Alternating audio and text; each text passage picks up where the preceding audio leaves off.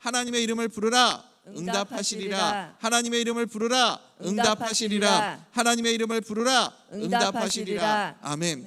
하나님의 이름을 부르십시오. 하나님의 이름을 부르는 자들마다 오늘 이 아침에도 주님께서 응답하여 주시고 은혜 베풀어 주실 줄 믿습니다.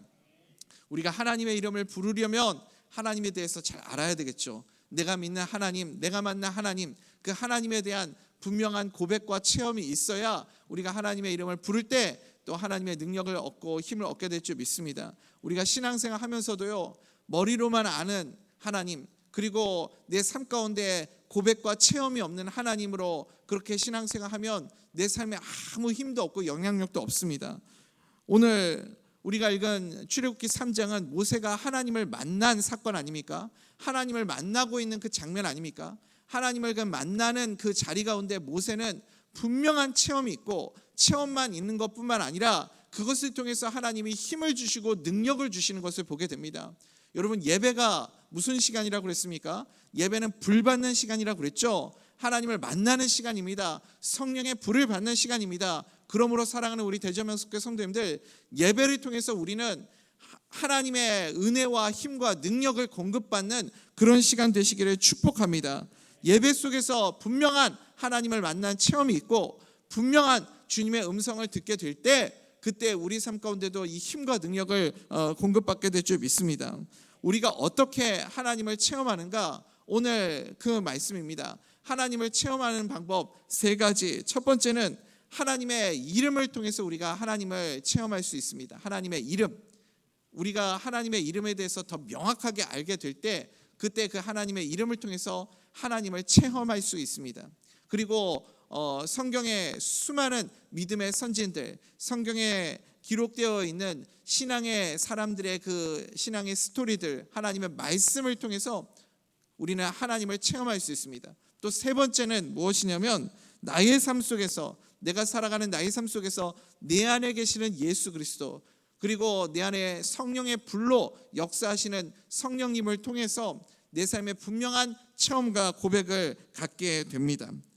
하나님을 체험하는 방법 세 가지. 뭐라고 그랬습니까? 하나님의 이름을 통해, 성경 속의 사람들, 믿음의 선배들을 통해, 그리고 나의 삶의 고백을 통해서, 이렇게 세 가지 우리가 하나님을 분명하게 체험해야 됩니다. 오늘은 역순으로 한번 살펴보도록 하겠습니다.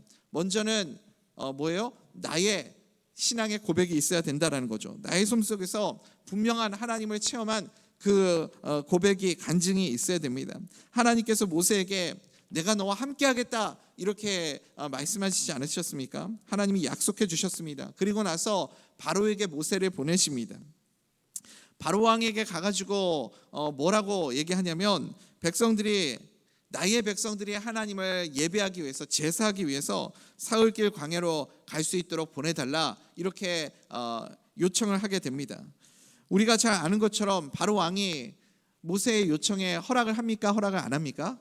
당연히 허락을 안 하죠. 그렇지만 이 바로 왕이 거절하고 이 거절하는 과정 속에서 모세는 분명한 하나님을 체험하게 됩니다. 거절의 시간들이, 그래서 모세에게는 이게 상처받고 아픈 시간이 아니라 바로 왕이 거절하면 거절할수록 더 분명한 하나님의 임재를 체험하는 시간이 되었습니다.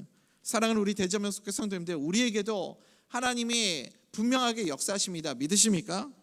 어떨 때는 형통함을 통해서도 하나님이 역사하십니다. 그러니까 내가 잘되고 모든 일이 승승장구하고 내가 하나님 앞에 기도한 대로 다 응답받고, 이런 것을 통해서도 야, 정말 하나님이 나와 함께 계시는구나, 하나님이 내 기도를 들으시는구나, 하나님이 분명히 나의 그 간구하는 소리를 들으셨구나, 이렇게 하나님을 체험할 수 있습니다. 그런데요, 또 어떨 때는 이렇게 바로 왕이 거절하는 것처럼 내 인생에 막히는 일들을 통해서, 내가 정말 기대하고 소망하고 꿈꿨던 일들이 있는데 그 일들이 막히는 그 과정을 통해서도 우리는 하나님을 체험할 수 있습니다.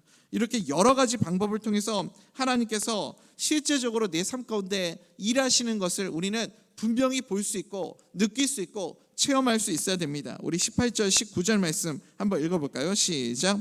그들이 내 말을 들으리니 너는 그들의 장로들과 함께 애굽 왕에게 이르기를 히브리 사람의 하나님 여호와께서 우리에게 임하셨은즉 우리가 우리 하나님 여호와께 제사를 드리려 하오니 사흘길쯤 광야로 가도록 허락하소서 하라.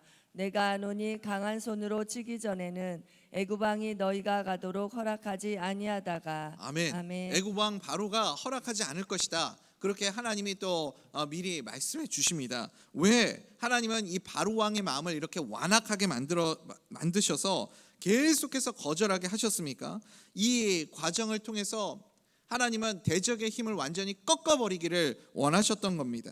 결과적으로 보면 모든 일이 끝나고 이 결과적으로 보면 오히려 바로 왕이 거절했던 이 일들 때문에 이스라엘 백성들은 하나님이 도우시고 그리고 하나님이 살아계시는 것을 볼 수 있는 분명한 증거를 보는 그런 은혜의 시간들로 채워진 것을 볼 수 있습니다.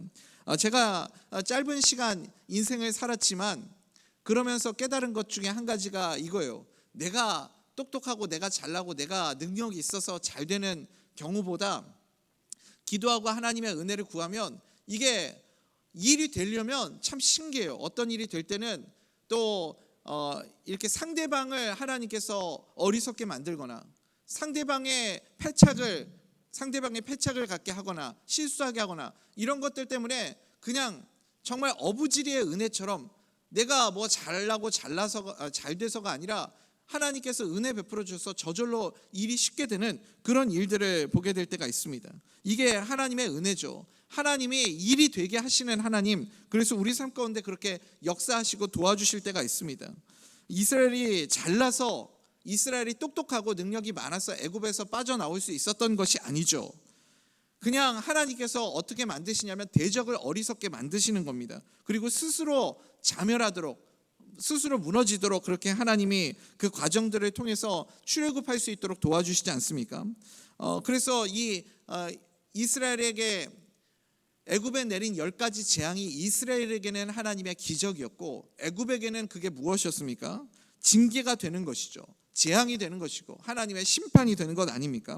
20절에 나오는 여러 가지 이적들, 이게 무엇을 의미합니까? 이집트에 내렸던 10가지 재앙을 의미하는 것 아닙니까? 재앙이 보통은 한두 가지 재앙이 내리면 사람들이 깨닫죠.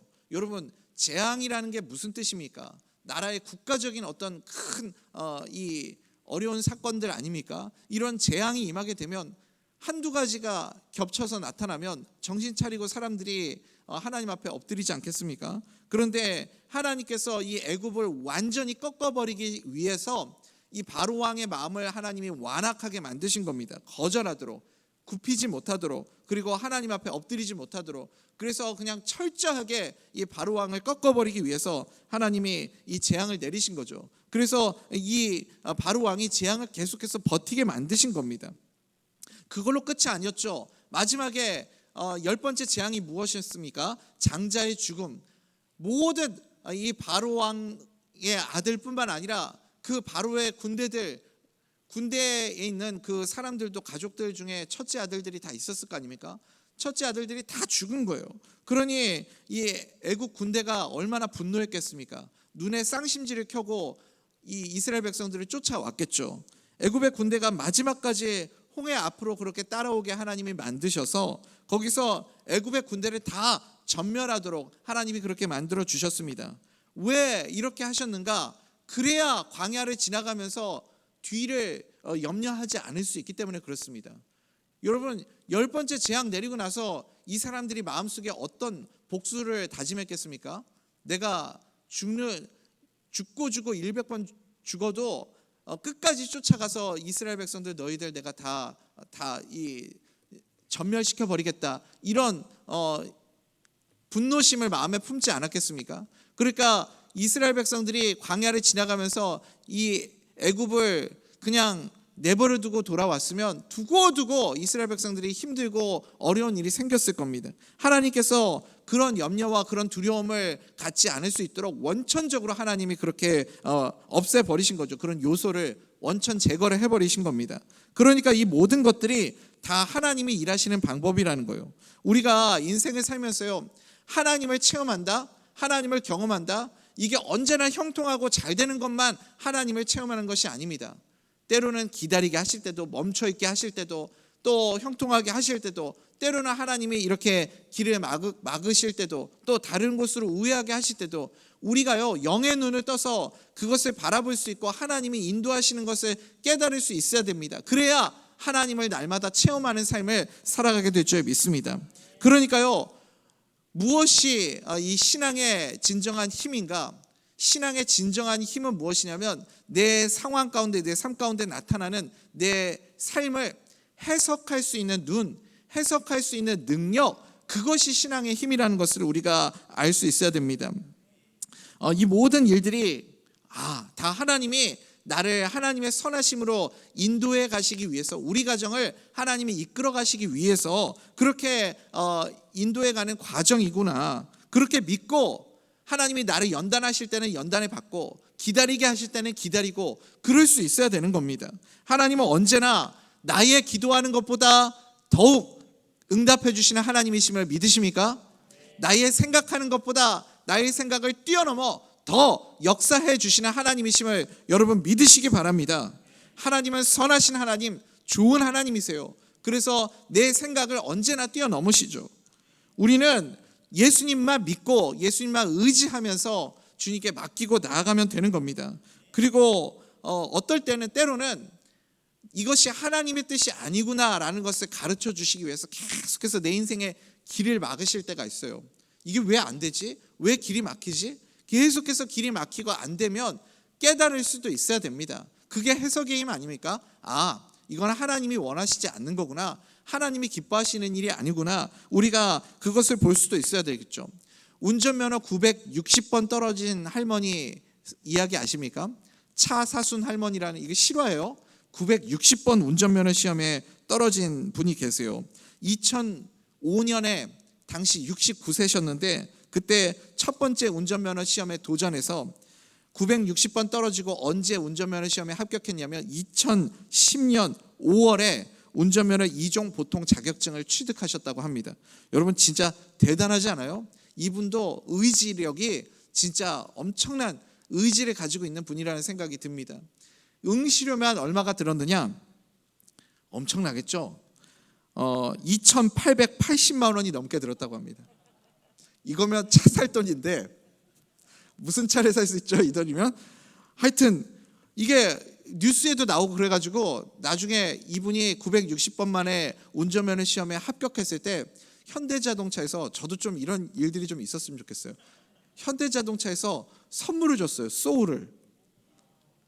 되게 부럽죠. 그리고 뭐 이렇게 선물도 엄청 많이 주고 차 보험도 해주고 뭐 이런 것도 다 해주고, 그래서 이분이 960번 떨어질만 하다 이런 생각도 좀 드는 것 같아요. 대단한 정신력이에요.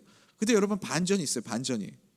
이러고 해피엔딩으로 끝나면 참 좋은데, 여러분 그거 아십니까? 그 뒤에, 여기까지는 뉴스 보신 분들 많을 거예요. 이분이요 소울차 선물 받아가지고 1년 만에 폐차했어요.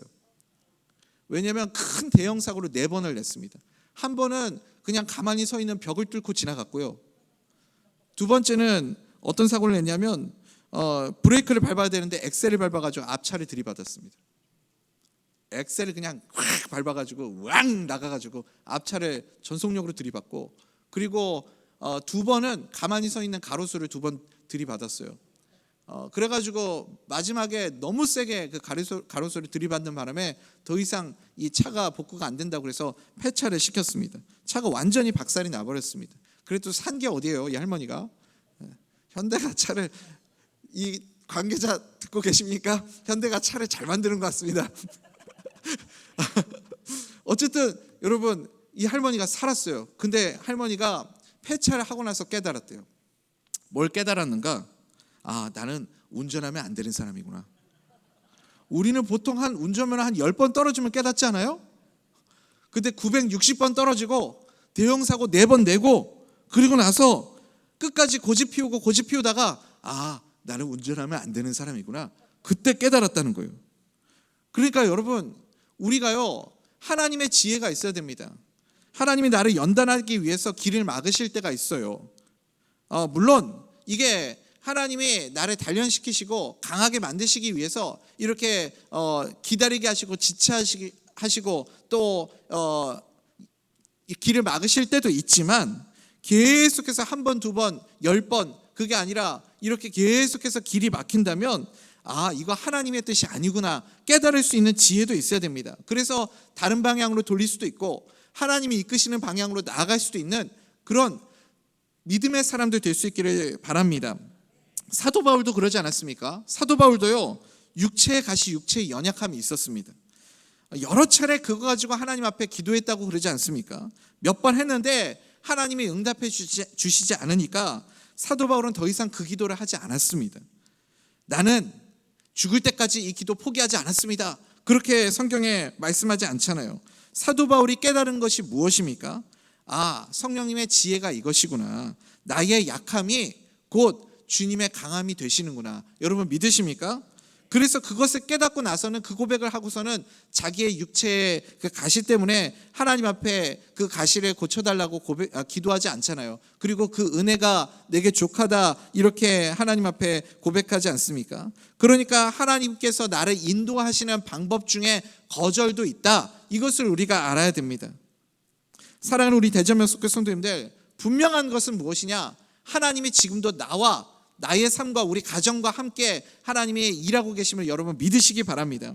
내 안에 예수 그리스도께서 분명히 임재해 계십니다. 믿으십니까? 길이요 진리요 생명 되시는 주님께서 오늘도 우리의 인생의 길을 인도해 주시고 걸음을 이끌어 주시는 줄 믿습니다.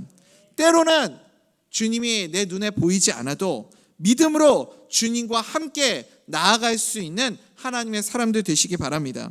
그리고 길이 열리지 않을 때는 어떻게 되죠? 주님을 신뢰하는 마음으로 기다릴 수 있는 믿음, 이것도 우리에게 필요하겠죠. 때로는 하나님이 길을 막으실 때가 있어요.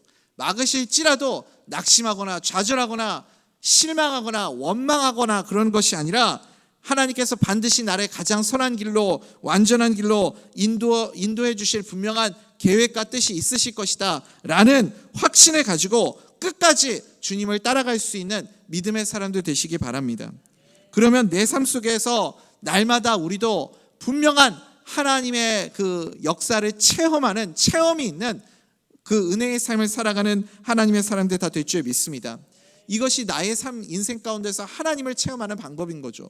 두 번째, 우리는 다른 사람들을 통해서, 특별히 성경에 기록된 믿음의 사람들을 통해서 하나님을 경험할 수 있어야 됩니다.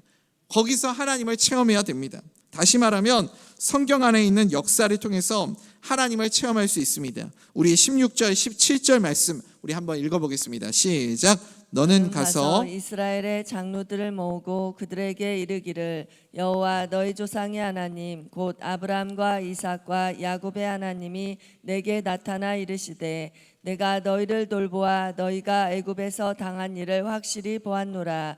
내가 말하였거니와 내가 너희를 애굽의 고난 중에서 인도하여 내어 적과 꿀이 흐르는 땅 곧 가나안 족속, 헷 족속, 아무리 족속, 브리스 족속, 히위 족속, 여부스 족속의 땅으로 올라가게 하리라 하셨다 하면 아멘.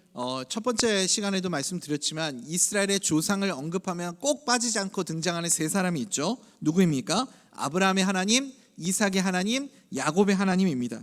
이 표현은 단순한 그냥 너희 조상들이다라는 그런 표현이 아니라 언약을 맺으셨던 하나님을 의미하는 거죠. 아브라함과 약속을 맺고 이삭과 언약을 맺고 그리고 야곱과 언약을 맺었던 그 하나님, 야곱과 언약을 맺으셨을 뿐만 아니라 그 약속을 신실하게 이루셨던 하나님을 기억하라라는 거죠. 그러니까 아브라함의 삶 속에서도 하나님이 일하셨고 이삭의 삶 속에서도 하나님이 일하셨고 그리고 야곱의 삶 속에서도 하나님이 역사하셨지 않습니까? 그 하나님이 오늘 지금 너희 이스라엘과도 함께 하시고 지금 현재 우리와도 함께 하시고 우리의 삶 가운데 일하고 계신다. 이것을 너희 조상 아브라함의 하나님, 이삭의 하나님, 야곱의 하나님을 통해서 너희가 볼 수 있어야 된다. 하나님이 그 말씀을 하시는 거죠.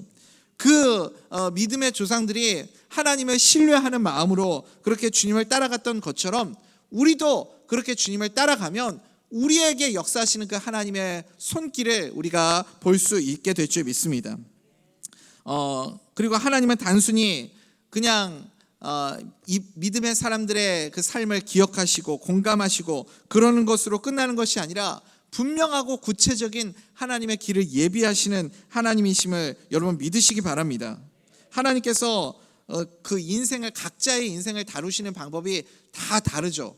다 각각 다르게 하나님이 역사하시고 다른 방법으로 하나님이 그들의 인생을 이끌어 가십니다. 하나님께서 아브라함을 다루신 방법이 다르고, 그리고 이삭을 다루신 방법이 다르고, 야곱을 다루신 방법이 다 다르지 않습니까? 우리도 마찬가지입니다. 그리고 이스라엘도 마찬가지죠.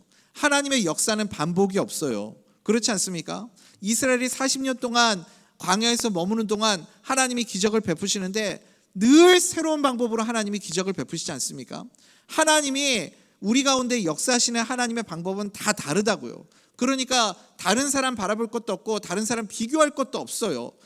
아브라함의 하나님, 이삭의 하나님, 야곱의 하나님을 보면 우리가 무엇을 깨달아야 되냐면, 아브라함에게 하나님이 이렇게 역사하셨고 이런 방법으로 하나님이 인도하셨고 똑같이 이삭에게 그렇게 적용하지 않아요. 이삭은 또 완전히 다른 길로 하나님이 다른 방법으로, 다른 모습으로 역사하시지 않습니까? 야곱은 또 새로워요. 우리의 인생 가운데도 또 늘 새롭다고요. 옆에 있는 권사님에게 하나님이 역사하신 방법이 다르고 그 인생을 이끌어 가시는 하나님이 그 인생을 다루시는 방법이 다르고, 나도 달라요. 나도. 저 사람은 저렇게 이끌어 가시는데 나는 또 다른 방법으로, 저 사람은 하나님이 당근으로 이끌어 가시지만 나는 하나님이 연단과 훈련으로 이끌어 가실 수도 있고, 하나님이 저 사람에게는 기도하고 간구했을 때 이런 역사를 보여주셨지만 하나님이 나에게는 완전히 다른 길로 나를 이끌어 가실 수도 있는 겁니다. 그게 하나님이 아브라함의 하나님, 이삭의 하나님, 야곱의 하나님이시다라는 뜻인 거예요. 그러면 이스라엘에게도 하나님이 또 새로운 방법으로 그들에게 구원의 길을 열어주시고 그들을 인도해 주시지 않겠습니까?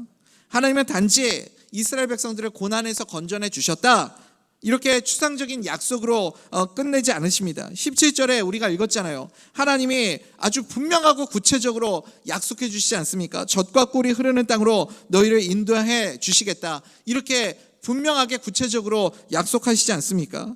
하나님의 구원은 출발이자 동시에 뭐예요? 구체적인 목적지가 있는 구원이다. 믿으십니까?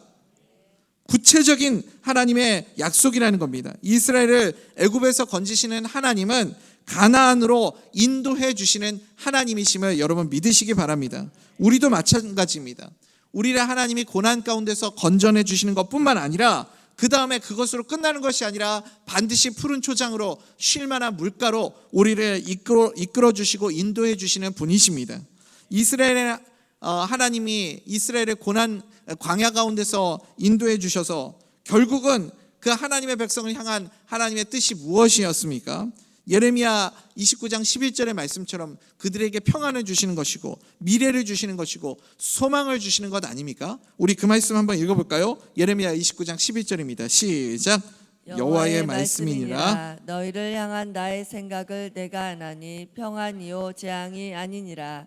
너희에게 미래와 희망을 주는 것이니라. 아멘. 아멘. 그러니까 우리에게 평안을 주시고 미래와 희망을 주시는 것인데, 우리가 지금 당장 내 눈앞에 내가 원하는 열매가 없고 응답이 없다고 이것을 재앙이라고 생각하면 안 됩니다. 하나님의 생각은 언제나 우리의 생각을 뛰어넘기 때문에, 그러므로 우리는 하나님의 선하신 계획과 뜻을 신뢰하고 믿고, 그래서 무엇을 해야 되냐면 하나님 앞에 우리는 의심하지 말고 내 믿음의 표현을 주님 앞에 드릴 수 있는 것이 중요합니다.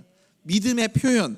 가만히 보면요, 아브라함도 이삭도 야곱도 하나님이 다 그들에게 요구하신 믿음의 표현이 다 달라요. 다 각각 다른 인생, 하나님께서 아브라함에게, 이삭에게, 야곱에게 다른 믿음의 표현을 요구하셨습니다. 아브라함에게 하나님이 특별히 요구하신 믿음의 표현은 무엇이었습니까? 믿음의 결단이죠. 내가 명령한 땅으로 가라 하면 그냥 무조건 가는 거예요. 때로는 가라 하면 가고 멈추라면 멈추고 기다리라고 하면 기다리고, 하나님이 그렇게 말씀하신 그 말씀을 그대로 따르는 것을 통해서 하나님은 아브라함의 믿음을 확인하셨습니다. 이삭은 순종이죠. 무조건적인 순종, 끝까지 순종하는 모습, 우물을 파면서 화평하게 하고 하나님을 신뢰함으로 끝까지 주님을 따라가고 순종하는 그 모습, 그것이 이삭에게 요구하신 믿음의 표현이었습니다. 다 각자의 삶마다 하나님이 이렇게 요구하시는 믿음의 표현이 다르다는 겁니다. 야곱의 믿음의 표현은 뭐예요? 히브리서 보면 야곱의 인생을 두 개로 요약하지 않습니까? 축복의 사람, 예배하는 사람, 이 두 가지로 요약이 되죠. 그러니까 가는 곳마다 야곱은 제단을 쌓고 하나님을 예배했고, 그리고 만나는 사람들마다 야곱의 아들들뿐만 아니라 만나는 모든 사람들을 축복하는 인생을 살아갔습니다. 그것이 야곱에게는 믿음의 표현이었어요. 하나님이 야곱에게 요구하신 믿음의 표현이 축복과 예배였다라는 겁니다. 하나님께서 다 각자의 우리의 인생마다 삶마다 요구하시는 믿음의 표현들이 있습니다. 각자의 인생이 다르고 또 교회들이 달라요. 교회들마다도 다릅니다. 그러므로 하나님이 우리가 어떤 삶을 살기를 바라시냐면 가장 나답게 살기를 원하시는 겁니다. 나답게, 남답게가 아니라 나답게, 나를 향한 하나님의 분명한 계획이 있고 뜻이 있고 하나님의 선하신 그 인도하심이 있다는 거예요. 그러니까 가장 나다운 모습으로 살아가는 것을 하나님이 가장 기뻐하시는 줄 믿습니다.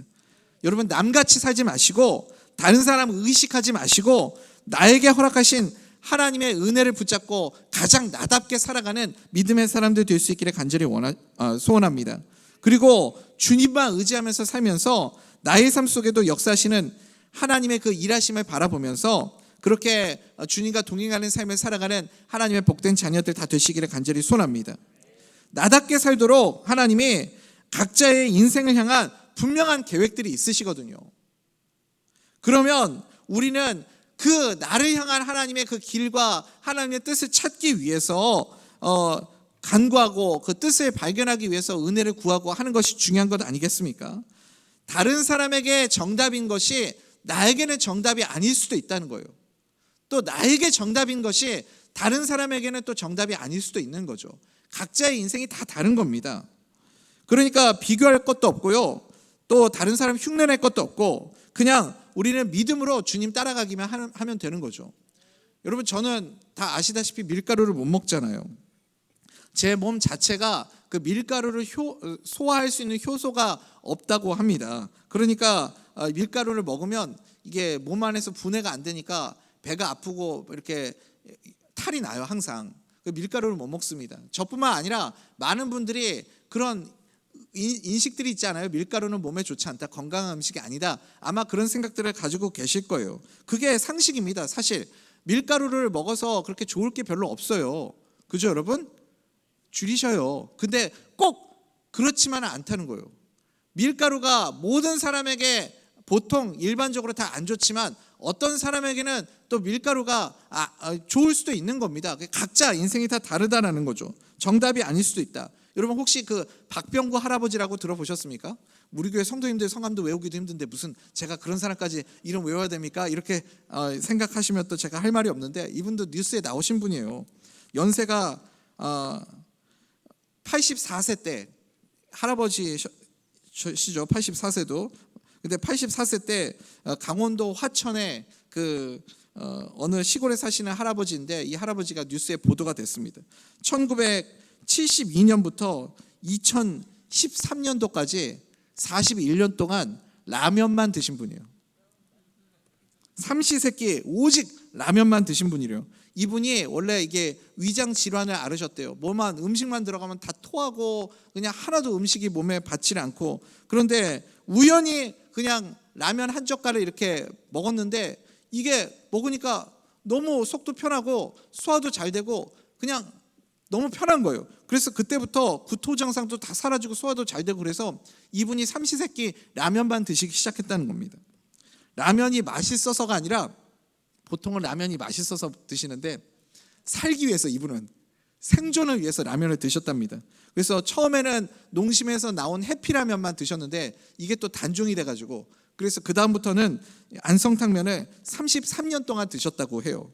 그래서 그 소식을 알고, 혹시 또 농심 관계자 계십니까? 농심에서도 1994년부터 할아버지에게 분기별로 이 432봉지의 안성탕면을 무료로 제공을 했다고 합니다. 이분이 라면만 드셨어요. 그래서 라면을 먹으면 여러분 일찍 죽잖아요. 그죠? 라면만 드셔가지고 일찍 돌아가셨어요. 2020년 5월에 향년 92세. 라면 안 드셨으면 한 130년까지 여호야다처럼 사셨을 텐데 92세. 아마 저는요 삼시세끼 라면만 먹고 살면 50살도 못 넘을걸요. 근데 이 할아버지 92세 사셨습니다. 그러니까 제가 드리고 싶은 말씀이 뭐냐면 모두에게 정답인 게 나에게는 정답이 아닐 수도 있다고요. 모두에게 다 맞다고 얘기하는 게 나에게는 아닐 수도 있어요. 그냥 하나님만 믿고 가는 거예요. 우리는 주변의 사람들이 너 그렇게 살면 안 돼, 너 그렇게 살면 너 제대로 인생 못 살아, 그래도요 그냥 하나님만 믿고 살아요. 원래 교회는 그래요. 세상 사람들 눈에는 이게 말도 안 되는 일이거든요. 아니 교회를 비즈니스적인 관점으로 한번 보십시오. 맨날 선교하고 뭐 이렇게 구제하고 이러면 교회가 망하는 길로 가는 거 아닙니까? 사업자의 관점으로 한번 보시라고요. 근데 선교하고 구제하고 그러면 교회가 부흥을 해요. 믿으십니까? 그게 하나님이 일하시는 거라고요. 세상 사람들이 말하는 정답 가지고 살아가는, 기준 가지고 살아가는 것이 교회가 아니라 우리는 하나님의 말씀 붙잡고 주님을 신뢰함으로 따라가면서 살아가는 자들임을 믿으시기 바랍니다.